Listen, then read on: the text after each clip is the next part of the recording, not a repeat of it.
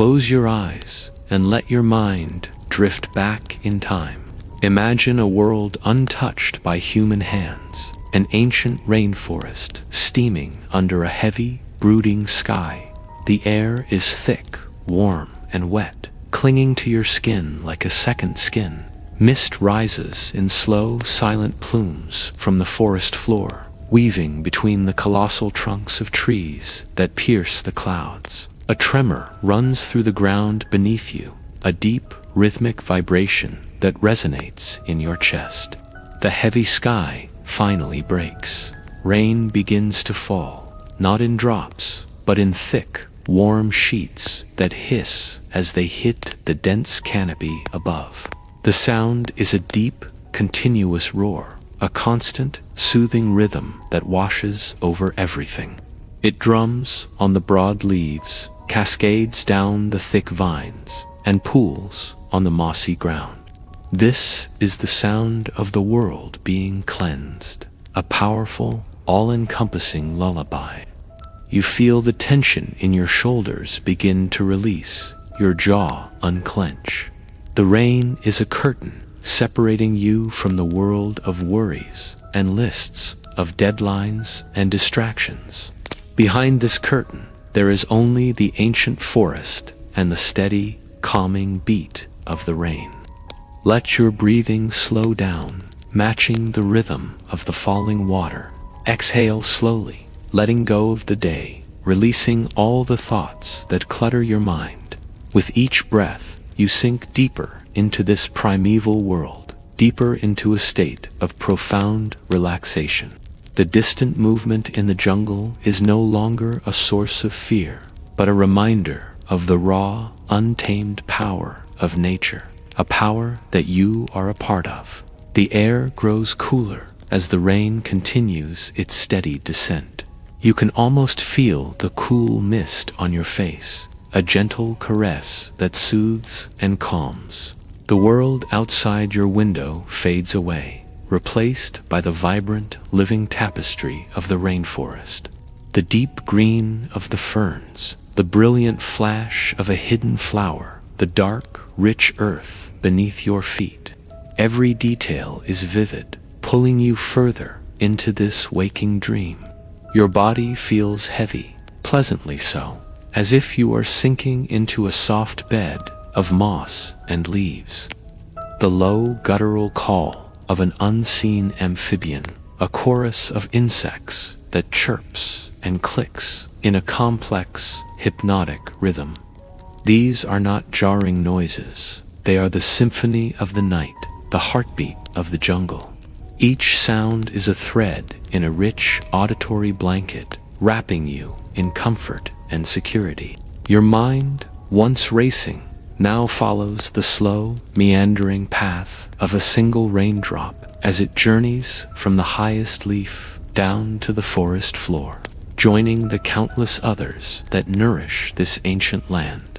Imagine yourself finding shelter beneath the broad, arching leaves of a giant fern. You are dry and safe, a silent witness to the majestic downpour. From your hiding place, you watch as the world is transformed. The leaves glisten, washed clean and shining under the dim, filtered light. Small rivers form, carving temporary paths through the leaf litter, their gentle gurgling a soft counterpoint to the drumming rain. The sheer, overwhelming life of this place is palpable. It's in the air you breathe, the ground you rest on, the sounds that surround you. It's a powerful current of peace, and you allow it to carry you away.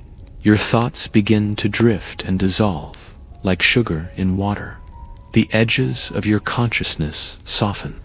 You are no longer thinking, only feeling the deep peace of the ancient world, feeling the gentle rhythm of the rain on the leaves, feeling the weight of your own body, completely and utterly relaxed. The line between your dream and your reality blurs. Are you lying in your bed, or are you truly here, sheltered in the heart of a world that time forgot? It doesn't matter. All that matters is this feeling of absolute tranquility. The great creature you sensed earlier is silent now, perhaps finding its own shelter from the storm. Its presence is a deep, sleeping energy that permeates the forest, a silent guardian of this sacred place. Knowing it is near brings not fear, but a sense of profound rightness, of balance. In this world, everything has its place. The giant and the small, the rain and the earth, the sound and the silence. And you, too, have your place here, in this moment of perfect peace. You belong here, in this state of deep rest. As you drift on the edge of sleep, hold on to this feeling. Carry the scent of the rain-soaked earth with you. Carry the sound of the jungle symphony. Carry the image of the towering ancient trees. Let this prehistoric world be your sanctuary tonight, a place you can return to whenever you need to find rest, a place where the noise of the modern world cannot reach you. Here, there is only the deep, slow rhythm of life itself. Allow yourself to surrender to it. Let the rain wash away everything but peace. Let the ancient forest cradle you as you drift off into a deep, restorative sleep. Good night. Deep within the heart of a primordial jungle, 60 million years ago, a new life stirs. Here, under the colossal canopy of a world reborn, everything is scaled for giants. The air is thick, warm, and heavy with the scent of damp earth, blooming flowers larger than a human head, and the sweet perfume of decay. A gentle, persistent drizzle patters against leaves the size of great shields, each drop a miniature drumbeat in the symphony of the forest. This is the Paleocene epoch, a time of giants, and in a shallow depression lined with mud and rotting vegetation, a monumental clutch of eggs lies in wait. One egg, leathery and larger than any bird's egg today, begins to tremble. A tiny crack appears, then another, spreading like a web across its surface. From within, a faint slithering sound, a soft friction of scale against shell. Slowly, deliberately, a small, blunt snout pushes through the fractured barrier. A forked tongue, black as obsidian, flickers out for the first time, tasting the world. It tastes humidity, moss, and the faint, coppery temps of its own embryonic fluid. Two dark, intelligent eyes open, reflecting the dappled green and gold light filtering through the canopy. The world is a blur of immense shapes and overwhelming sensations. This is the birth of Titanoboa, the largest snake that ever lived. The hatchling, already longer than a grown man is tall, uncoils itself from the remnants of its prison. Its scales, a mosaic of muted greens and earthy browns, glistened with moisture. The world outside the egg is a sensory overload. The sound of water dripping from ferns, the buzz of insects the size of small birds, the distant rumble of something immense moving through the undergrowth. It all floods the newborn's developing brain. It feels the cool, soft mud beneath its belly, a comforting anchor in this vast, new existence. The rustle of leaves could signal the approach of Dirosaurus, a formidable land-walking crocodile with a mouthful of needle-like teeth, a creature that would find a nest of young Titanoboas, an irresistible feast. The air carries the scent of danger just as clearly as it carries the scent of prey. The young snake lifts its head, swaying gently, its entire body an antenna, feeling the vibrations in the ground, tasting the chemical signals in the air. Its mother is nowhere to be seen. Like most reptiles, she abandoned the nest after laying her eggs, her parental duty fulfilled.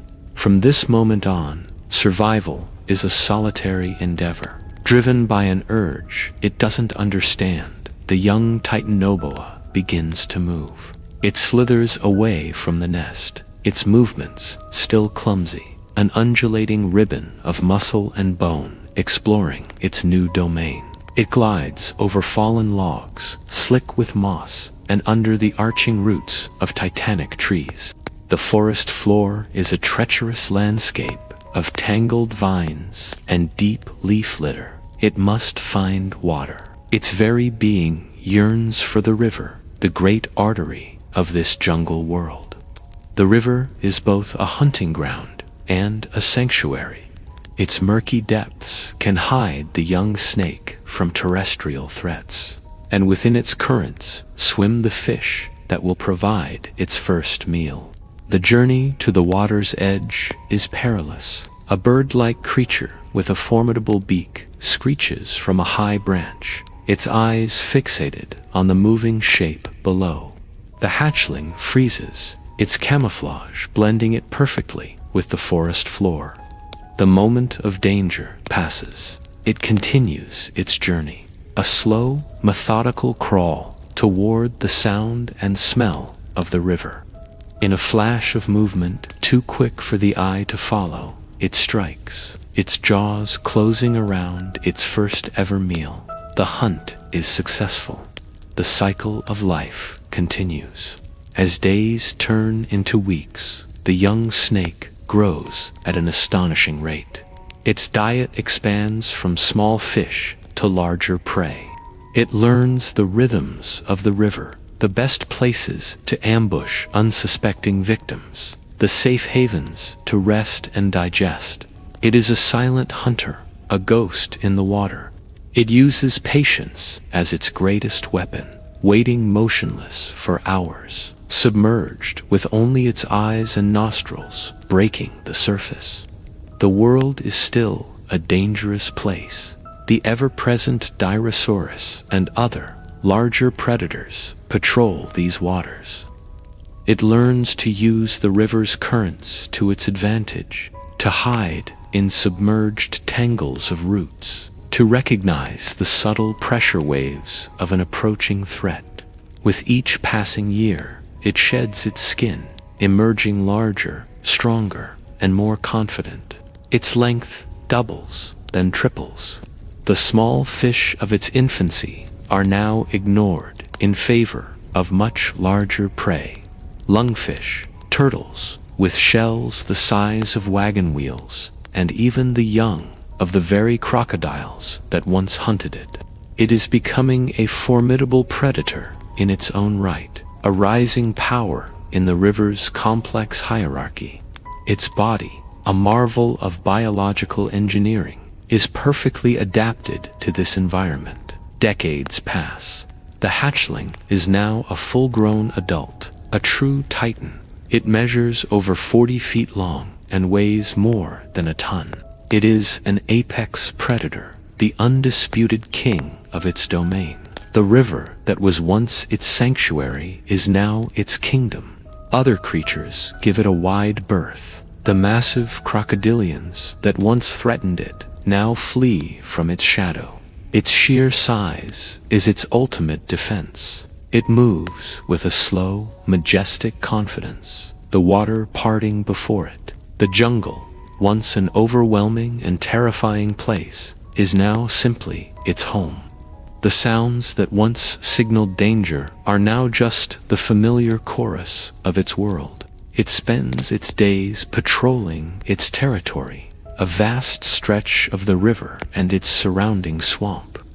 Its life is a cycle of hunting, resting, and basking on sun-drenched mudflats to regulate its body temperature. It is a solitary giant, its interactions with its own kind rare and fleeting, usually reserved for the breeding season.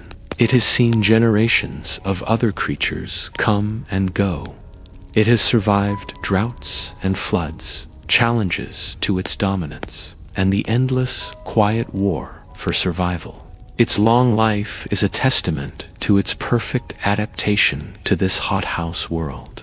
As the sun sets, casting long, dramatic shadows across the water, the great snake sinks. Slowly beneath the surface, a silent, colossal guardian of the ancient river, a living relic from an age of giants at peace in its primordial kingdom.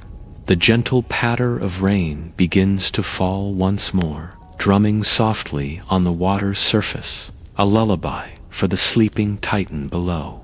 Imagine a world cloaked in a thick, humid haze, where the air itself feels heavy and alive. In this world, a creature is born. As a juvenile, it's already a formidable predator, longer than any snake alive today. With the passing of the first wet season, it sheds its skin, growing longer, thicker. The dry season comes and goes, and with it, another shed, another surge in size. Year after year, season after season, this process repeats. The creature, a silent giant, continues its relentless growth. Its girth expanding to the width of a car tire, its length stretching to rival a school bus. It becomes a living, breathing river of muscle and scale, a true titan of its age. This wasn't a mythical beast from a fantasy novel. This was Titanoboa, the largest snake that ever lived. For 2 million years, 60 million years ago, this colossal serpent reigned supreme in the sweltering jungles of what is now Colombia. To truly grasp its scale, picture this. An adult Titanoboa could reach lengths of over 40 feet, that's 13 meters, and weigh more than a ton, around 2,500 pounds. If it were to slither into this room right now, its head could be at one end, while its tail would still be far out the door. Its body, at its thickest point, would be so wide you couldn't wrap your arms around it. The anacondas and pythons we consider giants today would look like mere earthworms beside it. So, how did a snake get so unimaginably huge? The secret lies in its environment. The Paleocene epoch, the time when Titanoboa lived, was a world much warmer than our own. The average temperature in its tropical habitat hovered around 30 to 34 degrees Celsius, or 90 to 93 degrees Fahrenheit.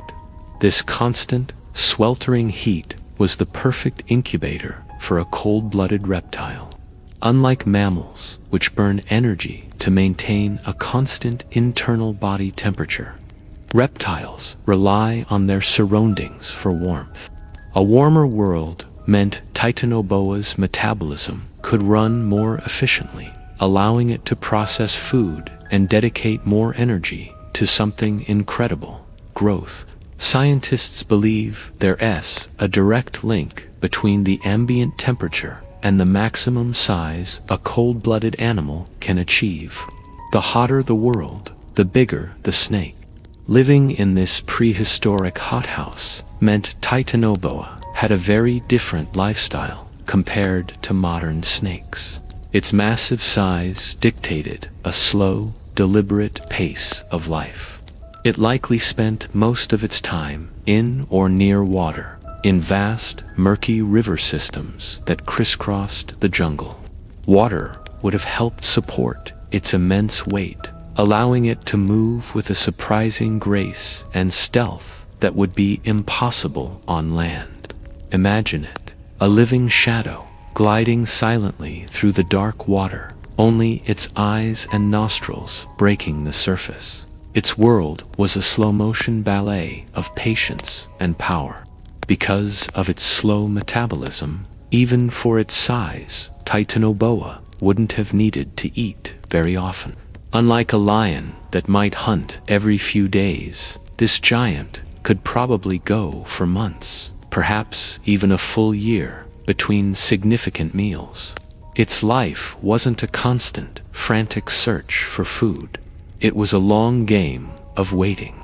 It would lie in ambush, perfectly still, conserving every ounce of energy, waiting for the right moment for unsuspecting prey to to come within striking distance. What was on the menu for such a colossal predator? Its neighbors were equally impressive. The rivers teemed with giant lungfish and massive turtles with shells as wide as a dinner table. But Titanoboa likely set its sights on larger prey, the giant crocodilians that shared its aquatic home. These weren't the alligators you see today. These were ancient crocs, themselves giants in their own right. A titanic struggle would have ensued, a battle of prehistoric titans in the murky depths. Titanoboa wasn't a venomous snake. Like a modern anaconda, it was a constrictor. It would strike with lightning speed, wrap its powerful coils around its victim, and squeeze. The pressure would have been immense, a slow, crushing force from which there was no escape. Once it secured its meal, the long process of digestion would begin. After consuming a large animal, Titanoboa would find a quiet, secluded spot to rest, its body sluggish and vulnerable as it worked to break down its enormous meal. This period of inactivity could last for weeks, a time of quiet digestion before the slow, patient hunt began once more. The world of Titanoboa was a place of awe, a testament to what life can achieve under the right conditions. It wasn't a monster in the way we might think. It was a perfectly adapted creature, a master of its environment. Its sheer size was a product of a warmer planet, a slower pace of life, and the unique opportunities its ecosystem provided. The discovery of Titanoboa has reshaped our understanding of prehistoric ecosystems. It showed us that reptiles could reach sizes we previously thought impossible and provided a living thermometer for ancient climates. The very existence of this snake tells us just how hot the planet must have been. It's a powerful reminder of the deep and intricate connection between life and the environment. The story of Titanoboa is not just about a big snake. It's about a different version of Earth, a world that once was, and it fills us with a profound sense of awe for the sheer scale and diversity of life on our planet. Thanks for watching, and if you enjoyed this journey back in time, don't forget to like and subscribe for more adventures into the deep past. In the murky depths of winding jungle rivers, a silent hunter lies in wait. It doesn't need to chase. It doesn't need to stalk. Patience is its greatest weapon, a virtue honed over millions of years. Imagine a world of brown water, where sunlight struggles to pierce the surface, and visibility is measured in inches. Here, amidst the tangled roots of mangrove trees and the soft silt of the riverbed, a living relic bides its time. Its body, a masterpiece of camouflage, blends seamlessly with the debris and shadows. It is a coil of immense power, a living rope of muscle and scale, perfectly still. Days can turn into nights, and nights back into days. The world around it moves, fish dart past, turtles paddle by, the current whispers secrets of the upstream world. But the hunter remains motionless, a statue carved from the river's own mud. Its senses are attuned not to sight, but to the subtle vibrations in the water, the faint pressure waves created by a passing creature. It is a ghost in the machine of the ecosystem, unseen, unheard, until the moment it chooses to reveal itself. This isn't the frenzied chase of a cheetah or the soaring pursuit of an eagle. This is a far more primal, more patient form of predation. It is a game of waiting, of absolute certainty. The hunter knows that eventually something will come. The river always provides, and when it does, the placid water will erupt in a sudden, inescapable explosion of ancient power.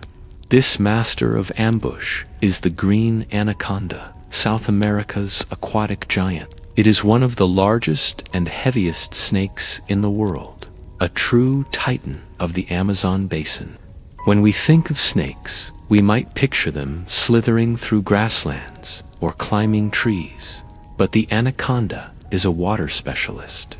Its eyes and nostrils are positioned high on its head, allowing it to remain almost completely submerged while still watching and breathing. This simple adaptation turns the entire river into its personal hunting ground. It can lie in the shallows, looking like a half-sunken log, or rest on the bottom, a heap of patterned coils, nearly invisible in the gloom. Its life is one of calculated energy, conservation. A big snake needs a big meal, but chasing down prey in a complex aquatic environment would burn far too many calories. So, the anaconda waits. It might position itself in a narrow channel where fish are forced to pass, or near a bank where animals like capybaras, the world's largest rodents, come to drink. It's an incredibly effective strategy. The anaconda isn't just waiting for any meal. It's waiting for the right meal, one large enough to sustain it for weeks or even months. The moment of the strike is breathtakingly fast. A capybara, thirsty and cautious, approaches the water's edge. It sniffs the air, sees nothing amiss. The water is calm. It lowers its head to drink. In a flash of movement that defies its immense size, the anaconda launches from the water.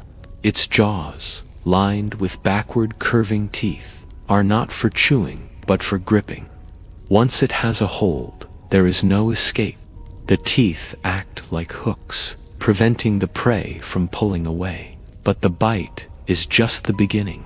The anaconda's true weapon is its incredible strength. Instantly, it throws its powerful coils around the captured animal. This is constriction, a technique often misunderstood. The anaconda doesn't crush bones or suffocate its prey in the traditional sense.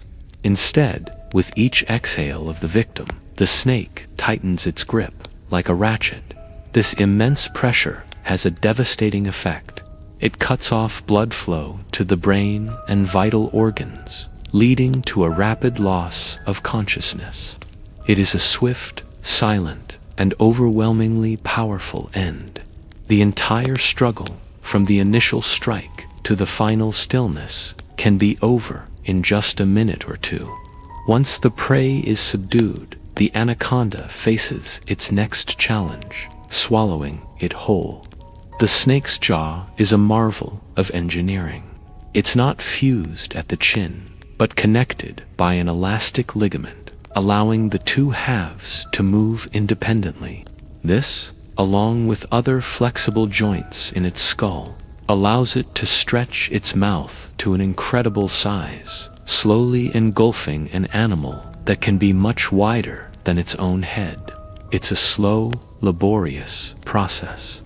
The snake walks its jaws over the meal, one side and then the other, inching the prey down its throat and into its expandable stomach. And the anaconda is not a picky eater. Its menu is as diverse as the Amazon itself. It will take fish, birds, turtles, and a variety of mammals. But what truly sets it apart is its ambition. Green anacondas are one of the few predators on Earth capable of taking on formidable prey, like caiman, the Amazon's own version of a crocodile. A confrontation between these two apex predators is a battle of titans. The caiman has a powerful bite and armored skin, but the anaconda has its coils. It will often try to drag the caiman into deeper water, using its own element to gain an advantage. It will wrap its body around the caiman, not just constricting, but also holding it underwater, combining its two deadly techniques. It's a higher risk, higher reward hunt.